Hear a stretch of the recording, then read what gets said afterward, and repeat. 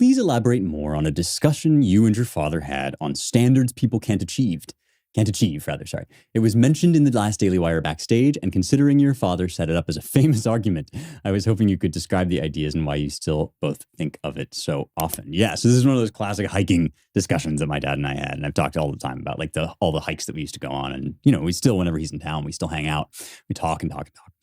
And we had, I guess it was I don't think it was an argument. I think it was a discussion. That's what he called it, right? Yeah, it was a discussion. It was a very passionate discussion. And he was saying maybe the church needs to make certain rules that it sort of knows people won't be able to live up to or follow, but it still has to enforce those rules as if they were absolute.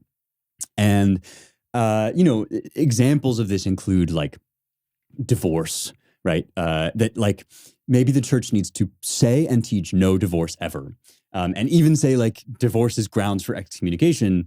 And yet, and I hope I'm not misrepresenting what he's said here, but like, and yet, people who get divorced, might have a certain amount of leeway within the church, and the church would sort of know that there's going to be the world being the way that it is. The church would know that there is going to be slippage and sort of inadequacy in people, and so it would preach standards that nobody else can live up to, without admitting that nobody can live up to them. That was the key thing: is that the church would not admit that nobody can live up to them. It would just preach them as the way.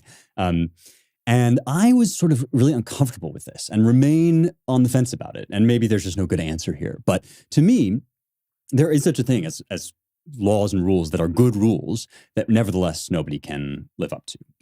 There are many of those. In fact, I would even say that all moral virtues are that way, right? We all aspire to virtues and we know that we will fall short of them. But the church should be the source of truth, and they should be a source of honesty, right? And because honesty is the communication of truth. And to me, it's like if your rule is absolute and you say it's absolute, then people are going to internalize that and feel as if they've kind of irredeemably fallen if they break that rule. And so if you have a rule that you actually think people can't live up to, I think that you should communicate.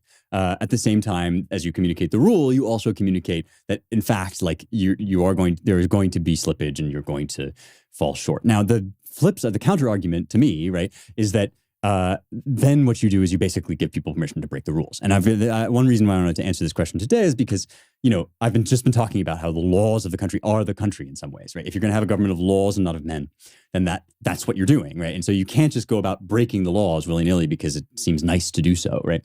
And so I do kind of think like that's absolutely true. And yet, human life being infinitely varied and variable, you can always come up with a situation in which actually the right thing to do, like in your heart of hearts, the right thing to do is to, break the law in this instance. And like, I feel like it might even be incriminating for me to like say exactly when that might happen. But and these things are so amorphous that you almost can't say them without sounding like a fool, right? You have to sort of prudence dictates, right, that these things can be so morally ambiguous that sometimes there are questions with no good answers, and the right answer that you know in your heart to be right is nevertheless the one that on paper, according to the rules, is wrong. Our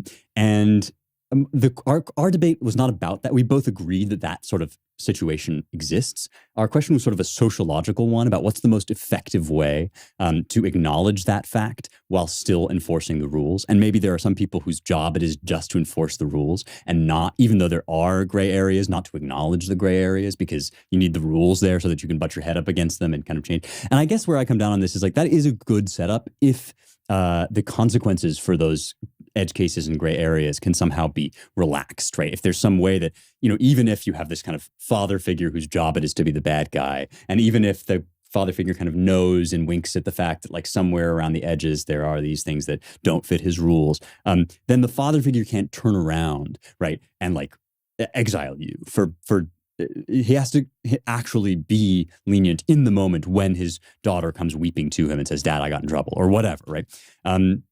So I guess that's, it's a question of prudence, and it's a question of how to enforce laws. I still come down on the side of honesty, but maybe that's the part of youth, and maybe my dad, in his wisdom, is just saying, no, actually, you have to participate in some noble fictions in order to keep law and order. But you can ask him about it too, see what he says, and we'll talk. I'm sure he and I will talk about it more next time.